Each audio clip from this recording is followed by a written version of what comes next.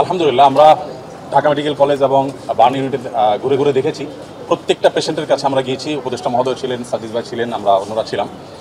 যেটা আপনারা একটু আগে শুনেছেন যে আসন্না ফাউন্ডেশন চ্যারিটেবল অর্গানাইজেশন, আমরা আমাদের নিজস্ব যে তহবিল আছে সেই তহবিল থেকে কোনো প্রকার পাবলিক ডোনেশন নেওয়া ছাড়া আমাদের নিজেদের অন্য সমস্ত প্রজেক্টগুলোকে এই মুহূর্তে স্টপ করে দিয়ে এই প্রজেক্টে আমরা সর্বোচ্চ প্রায়োরিটি দিয়ে কাজ করছি। কারণ হসপিটালগুলোতে যে দৃশ্য, এই দৃশ্যগুলো যদি কেউ নিজের চোখে না দেখে সে আসলে কোনোভাবে অনুমান করতে পারবে না যে ভয়াবহতা কোন পর্যায়ে পৌঁছেছে।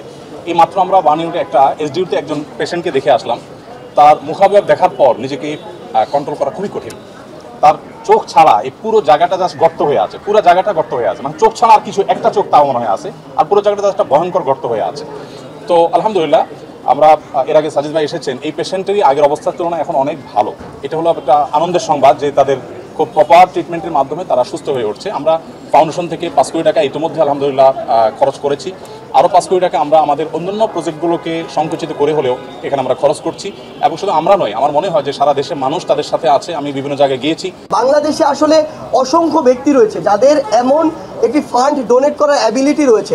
তো জাতির এই দুর্যোগপূর্ণ সময়ে তারা যদি এগিয়ে না আসেন তাহলে আসলে কখন আসবেন তারা? আমি সে সকল মানুষদেরকে অনুরোধ করব, আপনারা যদি এগিয়ে আসতে চান আমাদের সাথে আপনারা যোগাযোগ করুন। আমাদের মাধ্যমে হোক বা অন্য যে কোনো মাধ্যমে হোক, তাদের পাশে দাঁড়ান। আমাদের বৈষম্য বিরোধী ছাত্র আন্দোলনের পক্ষ থেকে আজকে এই স্বাস্থ্য বিষয়ক একটি উপকমিটি করা হয়েছে। কারণ আমরা দেখছি যে লেভেলে আসলে তদারকি নির্দিষ্ট কিছু ক্ষেত্র থেকে বা সরকারের জায়গা থেকে হওয়া প্রয়োজন, সেই জায়গায় কিছু মিসম্যানেজমেন্ট হচ্ছে। পাশাপাশি আমরা দেখছি যে বিভিন্ন জায়গায় স্টুডেন্টের নাম করে হোক, সমন্বয়ক সমন্বয়কের নাম করে হোক, বিভিন্ন জন আসলে এসে এমন একটা পরিবেশ সৃষ্টি করছে যেটা আসলে ইনফেকশনের সম্ভাবনা ক্রিয়েট করছে। সেই জায়গা থেকে আমরা স্বাস্থ্য বিষয়ক একটি উপকমিটি করেছি, যেটা সরাসরি আমাদের স্বাস্থ্য মন্ত্রণালয়ের সাথে একসাথে কাজ করবে এবং আজকে থেকে এই কাজটি শুরু হবে। পাশাপাশি আমরা যারা রয়েছি বৈষম্য বিরোধী ছাত্র আন্দোলনের, তারা আমরা আমাদের জায়গা থেকে যতটুকু পর্যবেক্ষণ করার, যতটুকু তথ্য যেই জায়গায় দেওয়ার, কিংবা একটি প্রেশার গ্রুপ হিসেবে যেই কাজটুকু করার আমরা সেই কাজটুকু করছি এবং করব। আরেকটি জিনিস আপনাদেরকে জানিয়ে রাখি, সেটি হচ্ছে যে এই যে আজকে আসন্না ফাউন্ডেশন এগিয়ে এসেছেন এবং তারা, আমরা আশা করছি যে তারা 10 কোটি টাকার একটি যে ফান্ড, সেটি আসলে আমাদের যে আহত ভাই বোনরা তাদের জন্য নির্ধারণ করেছেন। এটি আরও বাড়তেও পারে। সেই জায়গা থেকে বাংলাদেশে আসলে অসংখ্য ব্যক্তি রয়েছে যাদের এমন একটি ফান্ড ডোনেট করার অ্যাবিলিটি রয়েছে।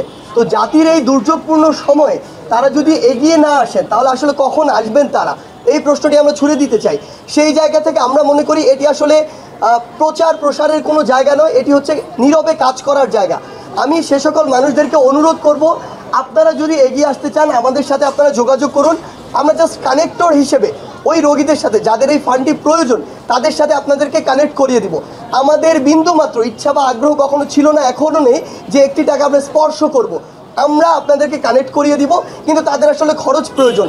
সরকার থেকে যেটি আসবে সেটি কিছুটা সময় প্রয়োজন, কারণ তাদের কিছু প্রসেস রয়েছে। আবার সেটি কিন্তু একটি নির্দিষ্ট ফান্ড, একটি মানুষের পরিবার রয়েছে, উপার্জনক্ষম যে ব্যক্তিটি হসপিটালে, সে বাদ দিয়ে বাকি মানুষগুলো রয়েছে, কিংবা এখান থেকে যাওয়ার পরে পোস্ট যে সিচুয়েশন, ওই সিচুয়েশনে সুস্থ হয়ে উঠতে একটি লম্বা সময় প্রয়োজন। এই সময় ওই মানুষগুলোর কিন্তু লম্বা একটি ব্যয় প্রয়োজন। ওই গরিব মানুষগুলো ঋণ করে এই ব্যয়টি কিংবা ধার করে এই ব্যয়টি বর্তমানে চালাচ্ছে। সেই জায়গা থেকে আমাদের বৈষম্য বিরোধী ছাত্র আন্দোলনের পক্ষ থেকে আপনাদের মাধ্যমে বাংলাদেশের সে সকল মানুষকে অনুরোধ, যাদের এই সামর্থ্যটুকু রয়েছে, আপনারা সুশৃঙ্খলভাবে আমাদের মাধ্যমে হোক বা অন্য যে কোনো মাধ্যমে হোক তাদের পাশে দাঁড়ান। তাহলে আমরা বিশ্বাস করি যে তারা সেই মনোবলটি পাবে এবং আল্লাহর রহমতে দ্রুত সুস্থ হয়ে উঠবে। আচ্ছা, আরেকটি জিনিস যেটি আমরা আসলে গত 2 দিন লক্ষ্য করেছি, 2টি জায়গা আমরা দেখেছি, সেটি হচ্ছে যে সমন্বয়ক সমন্বয়ক পরিচয়ে বেশ কিছু মানুষ আসলে কিছু টাকা কালেক্ট করছে। আমরা সরাসরি বলছি এটির সাথে আমাদের কোনো সম্পৃক্ততা নেই এবং আমরা স্পষ্ট করে বলেছি আমরা কোনো টাকা স্পর্শ করতে চাই না।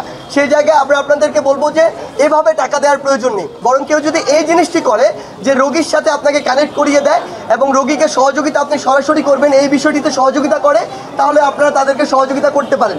আরেকটি আপনাদেরকে অনুরোধ, আমি প্রত্যেকবার প্রেস ব্রিফিংয়ে এটি বলি যে আমাদেরকে এটি মনে রাখতে হবে যে আমরা একটি সহযোগিতা করতে গিয়ে বা কিছু ছবি তুলতে গিয়ে যদি একজন রোগী ইনফেক্টেড হয়ে যায় বা ফার্দার তার এই অবস্থার গুরুতর হয়, তাহলে আলটিমেটলি লাভের চেয়ে আমার ক্ষতি বেশি হয়ে গেল। সেই জায়গায় ওই হাইজিনটা মেনটেন করার জন্য আমাদের যত দূর সম্ভব প্রশাসনকে সহযোগিতা করে এবং তাদের নির্দেশগুলো মেনে আমাদেরকে চলতে হবে। আমরা ফান্ড দেয়া এই ব্যক্তিগত বা বিভিন্ন প্রতিষ্ঠানের পক্ষ থেকে শুরু করেছি গতকালকে থেকে, এবং একই সাথে আমাদের কতজন ভাই শহীদ হয়েছেন